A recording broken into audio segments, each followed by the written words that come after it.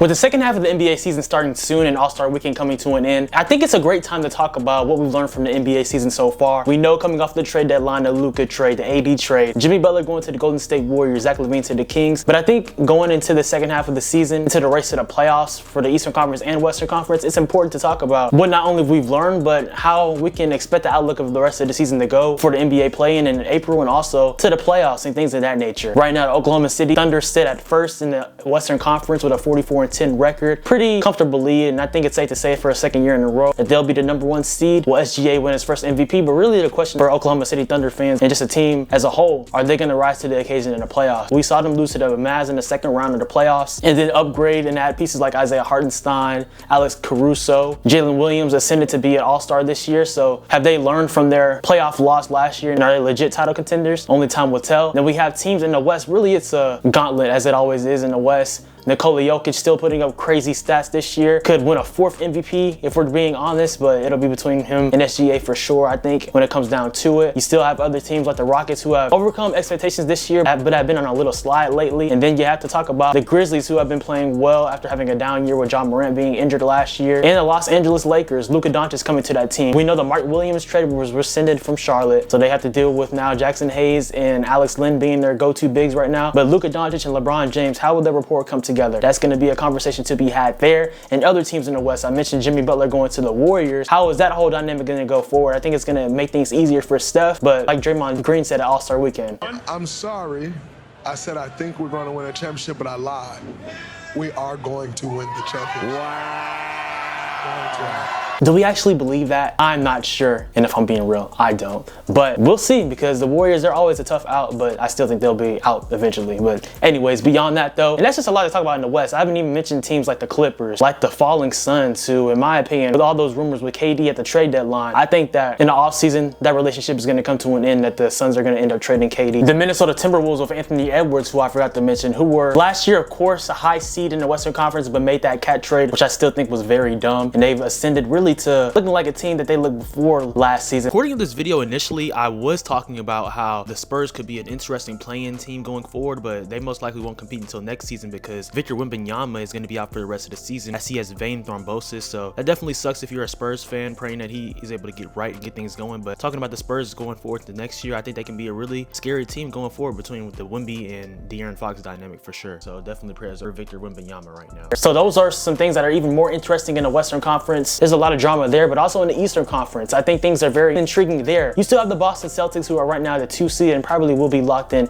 at that spot. I think that they do have a legit shot to repeat, but the Cleveland Cavaliers, who have been sitting at #1 for the entire season in the Eastern Conference, they're gonna have a lot to say about that. Had 3 All-Stars, obviously, in Donovan Mitchell, Darius Garland, and Evan Mobley, playing at a high level along with Jared Allen. And I think that a trade that they made at the trade deadline, which I'll talk about later when I key in on the Eastern Conference, is gonna make things very interesting, the trade that they made for DeAndre Hunter. So stay tuned for that, but I think we'll be in for a good ride if we see the Cavs and the Celtics in the Eastern Conference Finals, but also don't count out the New York Knicks, who have been playing really good basketball. Karl-Anthony Towns has been playing amazing this year along with Jalen Brunson, and they're awaiting the arrival of Mitchell Robinson, which I think will make a huge difference and unlock Karl-Anthony Towns even more, because we saw what Cat was able to do with Rudy Gobert last season. I can't wait to talk about teams like the 76ers, who have really just been on a whole nosedive the entire season. I can't wait to share my thoughts about the whole Joel Embiid and 76ers saga right now, and Paul George in addition to that, because Tyrese Maxey, he has been phenomenal this year and really the past couple of seasons, but I don't think this is possible. But if you could, they should try to move on from Joel Embiid. And I don't really think that's an outrageous thing to say, because the best ability in sports and just in life in general is availability. And missing all of these games, man, I know he won MVP a couple of seasons ago, but it's not worth it, and especially with the contract extension they just gave him. The Bucks still, I didn't mention them as well, being a contender in the Eastern Conference, but they still certainly have a chance. I'm not necessarily sure I would pick them over the Cavs, over the Celtics, or even the Knicks. Actually, I wouldn't. I'm sure about that. But they're always going to be interesting, especially if Giannis is healthy. That was a difference last year with them being knocked out of the first round. Giannis did not play in the playoffs, so that's one thing there. So we have to give respect to them there, and also making that Kuz trade. Just stay tuned for the Eastern Conference. I know that it's an inferior conference to the West, but you never know. With the Cavs, with the Celtics, and even the Knicks in that conversation, they can make some noise potentially in the finals, whoever represents the Eastern Conference. But stay tuned for the rest of this video as we dive into most teams in the NBA, talking about what we learned so far going into the trade deadline and overall where things might go next. But with that being said though, guys, if you're new to the channel, make sure you hit the like button and subscribe and turn on post notifications. Post videos about the NBA, NFL, Marvel, DC pop culture, YouTube shorts, all things of that nature. And with that being said, let's talk about what we've learned so far from this NBA season. Okay guys, so typically I would start off these videos talking about the Eastern Conference, but why not talk about the West? It is a wild one, and man, there are so many potential contenders, and I know that the Oklahoma City Thunder are at #1, but bro, there's still potential for another team to make the finals, and I'm gonna dive deeper into that because the Nuggets, how they've been playing with Nikola Jokic this season so far, him averaging essentially 30 points, 12 rebounds, and 10 assists, a triple-double, yes. Him and Shea, they are for sure the 2 MVP candidates, and I know it's repetitive, including Nikola Jokic in these MVP conversations, but with him on the floor and when the Nuggets don't have him on the floor, it's a historic difference of the type of impact that he makes on this team and this squad. And the Nuggets, I think, after last season, how they lost to the Timberwolves in 7 games, and a lot of people had a lot of questions about them going into this season, adding in a Russell Westbrook, which has been pretty beneficial for them this season. Jamal Murray had been up and down, but really for the whole entire duration of 2025 so far, he's been averaging around 22 points per game and playing really good basketball. I think there are their questions going into the season, but I think now, especially with them picking up their play recently, you can make the argument that they could be on their way maybe to winning their 2nd title in 3 seasons after the loss that they had last year to the Timberwolves. But besides the Nuggets and the Thunder, I mean, yes, you're gonna have teams like the Grizzlies, even to a lesser extent the Rockets in my opinion, but talking about the Rockets though, they don't have a true #1 yet. This is my favorite team. Yes, I'm a Rockets fan. I'm from the Houston area. My favorite players are D-Book and Luka Doncic though, but as a team overall, that's the team I support the most. I think that they're missing a true #1. Yes, Alperen Sengun, he made the All-Star game this year and has been having a great year this year, and along with other players who have been playing really good basketball, Amen Thompson, Jalen Green, who's been improving his play. Of course, at times he's still inconsistent in terms of his efficiency, but he's still solid overall. Fred VanVleet being hurt right now has really made a difference on their team as they had that little 6-game losing streak, and hopefully they'll be able to get things going better at the All-Star break because they do have a lot of back-to-backs coming soon, so that's going to tell a lot about this team and how Ime Udoka is going to utilize and get the best out of these players. But teams like the Rockets, the Grizzlies, who we've seen play good in the playoffs before, but I'm still not the biggest believers in, the Clippers, the Timberwolves, who had a great season last year, but like I mentioned in the intro, them making that trade for Julius Randle, I think it was very dumb. He's not a bad player, but I think that Cat fit this team overall great, and you're gonna obviously say that they didn't want to pay him just like how the Mavs didn't want to pay Luka, but I just think that it's proving immediately right now this season so far with the Timberwolves that they shouldn't have traded him. But talking about the Mavs real quick, I really don't think that they're gonna do anything, and I still think as a Luka Doncic fan that this is one of the dumbest trades ever, and with Anthony Davis being out right now, with Derek Lively being out right now, Gafford being injured as well right now, I think that it's proving to be already a seismic, chaotic trade and a dumb trade that's going to go down in NBA history. Not saying that Anthony Davis isn't great, obviously he is, but his availability, like I talked about in the Joel Embiid factor, availability is key, and when you're not on the court, you're losing the trade immediately, so I don't really see them doing anything crazy. Zach LaVine going to the Kings, that's pretty cool seeing him and DeMar DeRozan reunited, but if we're being honest, they're still in the play-in spot. They were in the play-in tournament last year, missed the playoffs the year before. They had a high seed to make the playoffs, but I don't really see this team doing much. So what do we really have there? And then the Golden State Warriors, them adding Jimmy Butler, it's going to be interesting to see how things finished. And we talked about how Draymond Green said that they're going to win a championship. We'll see about that one, but they certainly have to be a tough out in the playoffs. But who I want to talk about real quick is the Phoenix Suns. A lot of people, man, a lot of people, especially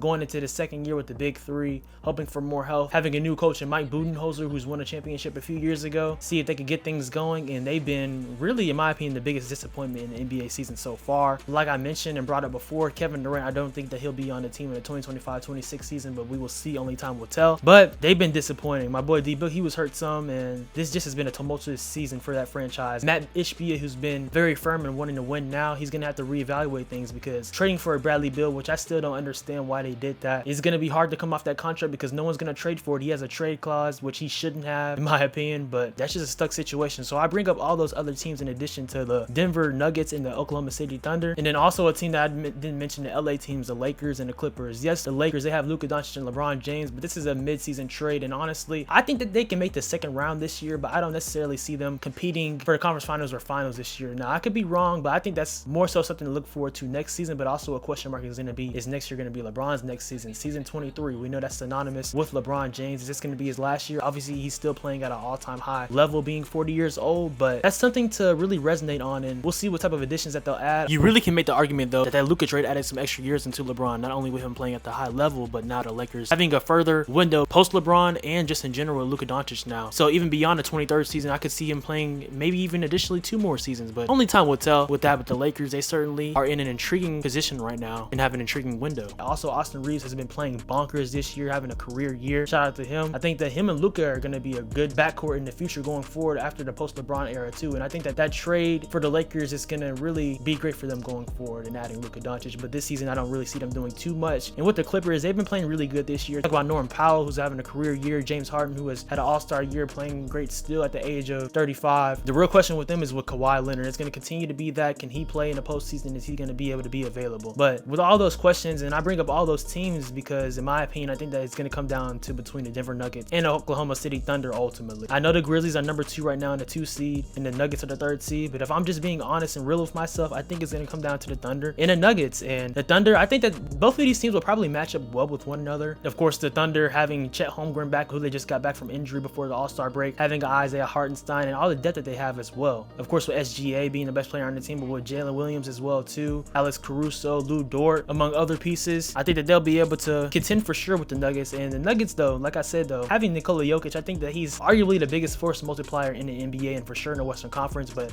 in the NBA overall, as he's just able to make things difficult for teams guarding him and is a matchup problem. And with him and Jamal Murray, the report that they have in the playoffs, and adding in a player like a Russell Westbrook, who we know hasn't been the best fit with some places, but I think that he's perfect for what the Nuggets do with Mike Malone, inheriting that culture. I think that this team is going to be good. I think that if these teams meet in the playoffs, specifically in the Western Conference Finals, it's going to be an interesting angle to see who will make the finals, and it could be a long series, a 6 or 7 game series. I certainly think so. You can guarantee that almost. But for me, what we've learned so far from the Western Conference is that it's really just so unpredictable, but also predictable at the same time. And people will probably disagree with that. But with how Nikola Jokic has played, uplifting the Nuggets after a slow start, and with how the Thunder have been really hot for the entire season, I think that what we've learned from the Western Conference is that we know it's going to be a blitz into the playoffs, a blitz in the play-in, but also a blitz to see who's going to make the NBA Finals and represent the West, because you could make the argument that whoever makes the Finals in the West is going to win the championship. But even with all of those factors, I still do give a couple of these Eastern Conference teams a shot to do something special. Now, talking about the Eastern Conference, it's certainly interesting because the Cavs, they have the same exact record as the Thunder as well too, which is very ironic. I think a lot is going to show in terms of how we view them in the postseason. Now, we know that they lost to the Celtics in the 2nd round last year, and really it just seemed like a coaching change and just some other key factors have really just helped transform this team overall. The great play of Darius Garland this year, being healthy as he was injured some last season, and also Donovan Mitchell playing at a high level, Evan Mobley, and same with Jared Allen. But like I teased earlier in the intro, I think that trade for DeAndre Hunter that they got right before the trade deadline, it's really going to make wonders. I know Karis LeVert was a solid player for this team, but what DeAndre Hunter is able to provide as a 3-and-D player and his versatility, it's going to help guard some of the best players in the playoffs, like a Jason Tatum, like a Jaylen Brown, Nick Wise, potentially a Jalen Brunson, or just other key players. I think that that's going to make a difference in the playoffs. And if we look at teams beyond the 5th seed in the Eastern Conference, who are the real threats? We're going to talk about Boston, we're going to talk about the Knicks, the Pacers, and the Bucks. But besides those teams, and no disrespect to the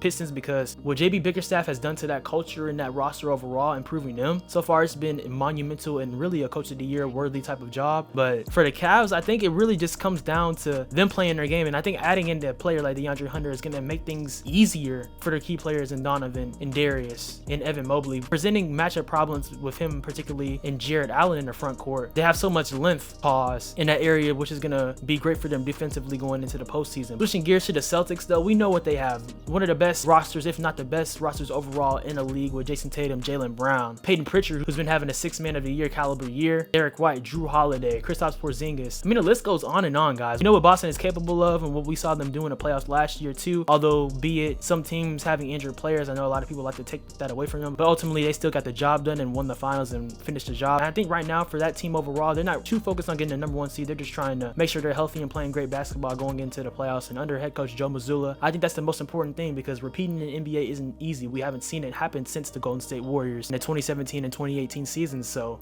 will the Celtics do that next? I can't answer that right now. They definitely do have a good chance, but even beyond getting out the Eastern Conference, though, like I mentioned, in the West, it's going to be hard playing against a team like the Nuggets or even the Oklahoma City Thunder. But if they were to match it with the Nuggets in the playoffs, and I know this is just the regular season, but look at it last season, the Nuggets swept the Celtics in the regular season series. So that's an interesting component right there. How things will match up, but we will see how that goes. But the Celtics, I think I wouldn't be mad at anyone saying that they still believe in them more than the Cavs, because we saw them finish the job last year and win a championship. But only time will tell with that as we march into the rest of the season. But for the Knicks, though, I think they've been playing really good basketball. I think that they're really just awaiting a rise of Mitchell Robinson to return, and once he comes back into the lineup, that's really going to make things better for them defensively and offensively and as a team overall under head coach Tom Thibodeau. Players like Josh Hart, who's really the heart and soul of that team, the amount of double-doubles that he's had, his defensive versatility as a guard, still playing really good basketball, and Jalen Brunson, who has been continuing to be proven as one of the best point guards in the league, how he has made things easier for Karl Anthony Towns, and just really that team overall coming in together and buying it together. I think that they'll present a problem if they even match up with a team like Boston or the Cavs in the playoffs at some particular time. And I think it's hard to just count them out 100% from making the conference final. They're a few games behind the Boston Celtics, and it's probably safe to say that they may be the 3rd seed going into the playoffs, but you never know how things will shape up. And I think that as they continue to play good basketball and remain with their continuity, New York can make some noise for sure. And in talking about these other teams, the Pacers, they have been more up and down than they were last year, but they've been able to get things going, and they have a 30-23 record and having a 4th seed. We saw what they were able to do last year and get into the conference finals, but I'm not sure if I buy too much stock into them, and that's no disrespect to them as well, but in my opinion right now, I think that a second year Damian Lillard and Giannis duo would beat the Pacers in the playoffs in the first round series. We saw them play against each other last year in the first round without Giannis. Well, adding Giannis to that frame this year in a series, I think without question or hesitation, in my opinion, I think that the Bucks would win that type of series in 6 games. I just don't know. It's really tough with the Eastern Conference because how dominant the Cavs have been this year, it makes you have a new belief in that team, but also there's some hesitation too as well because we've seen what they have done in the playoffs for a couple of years in a row. And with the Celtics, how dominant they were last season, it's just hard to really pick against the Celtics. I'm not necessarily picking teams who I'm gonna predict to make the finals or anything like that. It's way too premature right now, but I think what we learned from the NBA season in the Eastern Conference particularly right now is that there's been some unexpected shifts. So while in the Western Conference it's been unpredictable but predictable at the same time, there's been some unexpected shifts in terms of the balance of power in the regular season, but it really doesn't matter in the regular season because in the postseason, that's where it matters most. We saw the Mavs in the Western Conference be the 5th seed, get hot after acquiring players like a Daniel Gafford and a PJ Washington, and make it all the way to the finals, beating the #1 seed. So really, in the grand scheme of things, yes, home court makes a difference, but really the best team most of the time in the NBA and in the playoffs win the series. So that's what it's ultimately going to go down to. If you think that Boston is still the favorite, I wouldn't be mad at you at all for saying that. I might actually agree with that as well too, but we can't necessarily just discredit the Cavs with what they've done so far. But there's been some unexpected shifts. That's what we've learned so far in the Eastern Conference, and I think it's going to be a wild finish going forward.